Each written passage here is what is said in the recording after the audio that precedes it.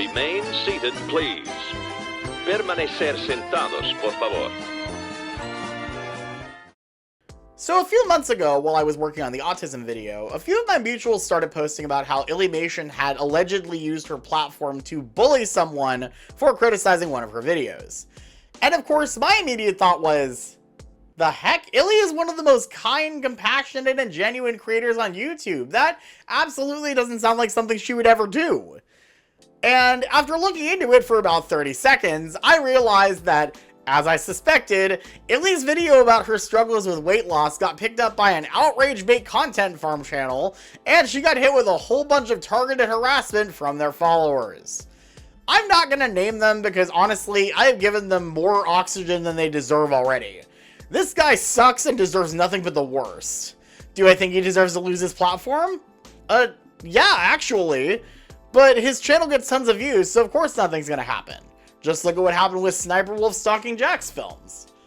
But one thing I noticed while looking at this absolute trash fire of a YouTube channel is that in addition to a really disturbing fixation on judging fat people, this guy throws around the word woke constantly.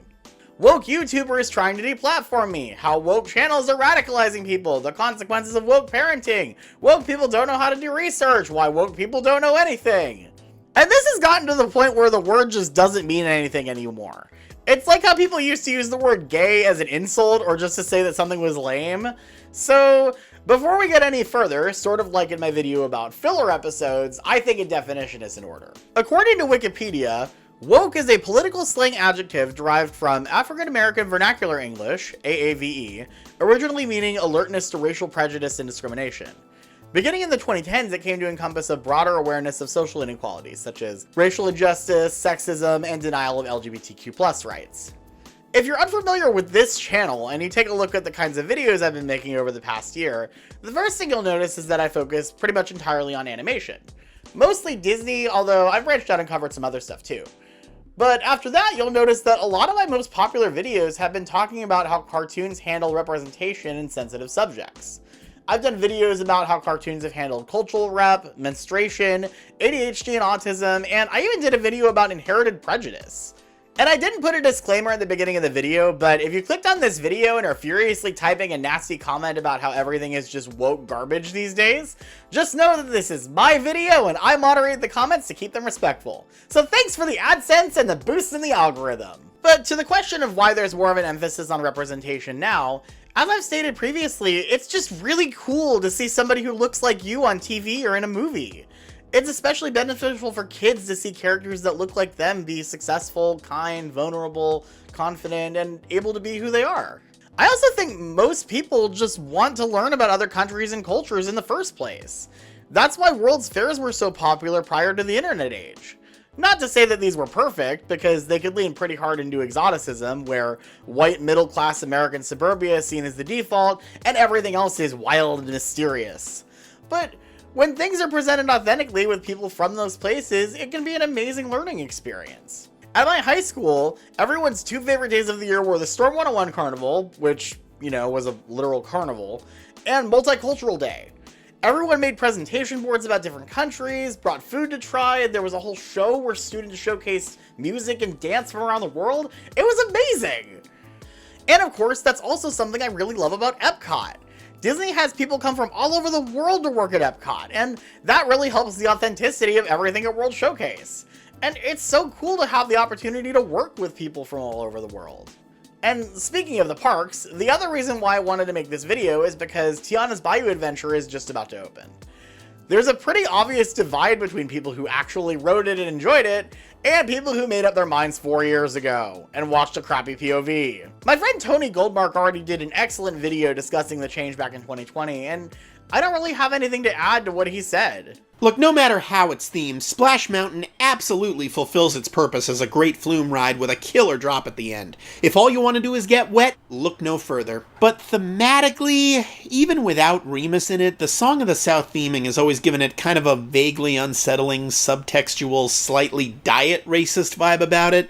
One of my Twitter followers called it Five Nights at Freddy's doing a minstrel show. Hell, in some respects, they actually went backwards. The voice of Brer Rabbit, for example, was provided by this guy guy in the movie and this guy in the ride. Please don't throw me in that briar patch. And zippity-doo-dah, zippity-yay.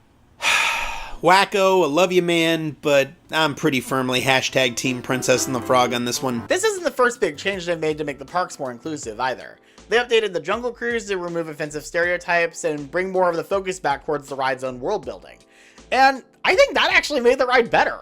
Pirates of the Caribbean changed the infamous Wench auction to be an auction of all sorts of stolen goods, with Red now being one of the pirates, and being played by Grey Delisle. A righteous kicker of pirate booty! I also don't mind this change. There were actually female pirates, and I think it's really cool to see that represented in the ride.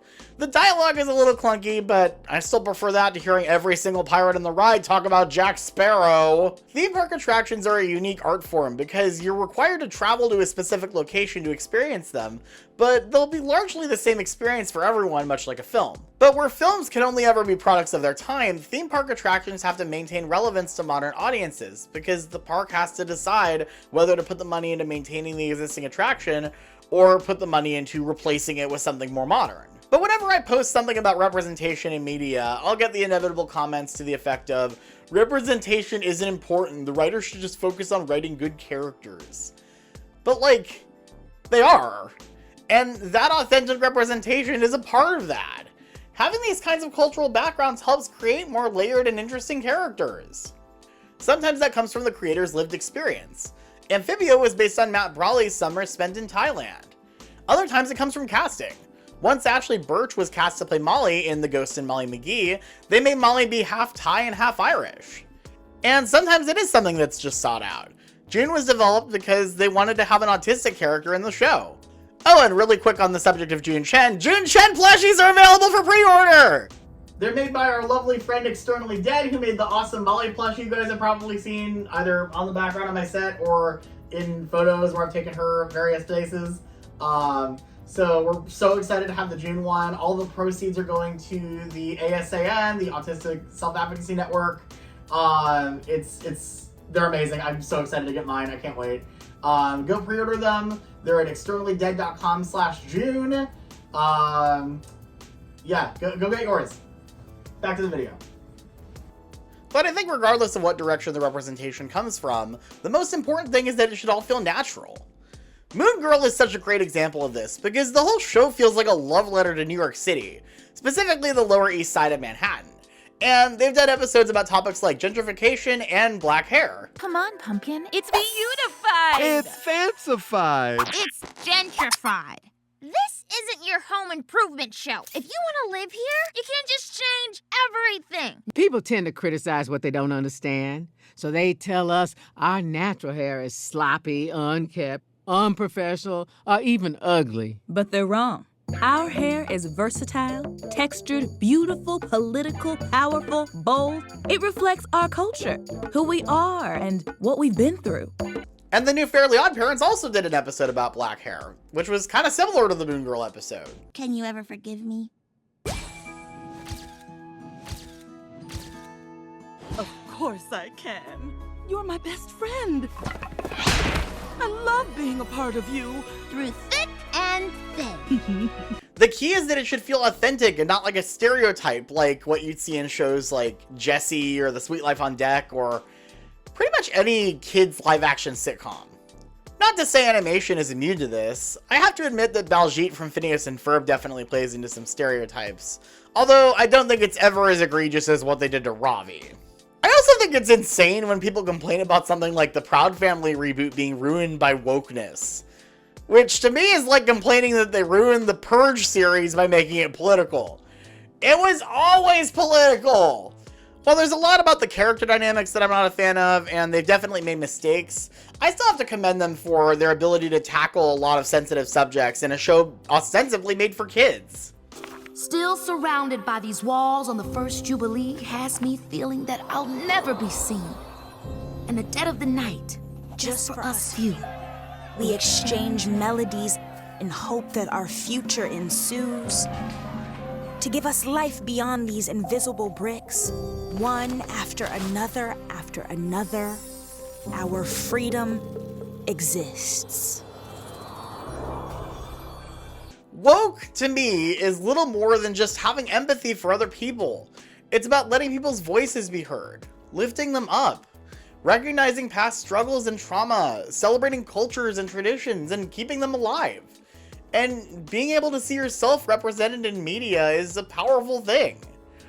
A few months ago, when we were doing technical rehearsals for the Operation Inhabification charity stream, Bill said something I had been thinking about ever since 100% Molly McGee aired. It's hard once you've kind of given people a taste of representation to yank that back, right? Yeah. Right. There will I be. think I think that was the thing that, you know, Bob and I have said to a lot of folks is the thing I find kind of amazing is the more specific we were about Molly's heritage and her experiences, the more universal it became. Yeah. There's something that feels almost counterintuitive about that, but 100% Molly McGee made me cry, and I am like fully white, so. Yeah, but but all of us have something like that. So it may not be about Thai heritage, but it's about something, and people can lean into that. I'm not this enough, you know. Yeah. You don't have to be half Thai to empathize with Molly not feeling like she's Thai enough for her own family. You don't have to be Chinese Canadian to relate to May's coming of age challenges and turning red. You don't have to have grown up in the Italian Riviera to relate to Luca. We all have different stories to tell, but in our differences, we can find similarities. And to me, those are the best kinds of stories. Happy Pride Month and happy Juneteenth.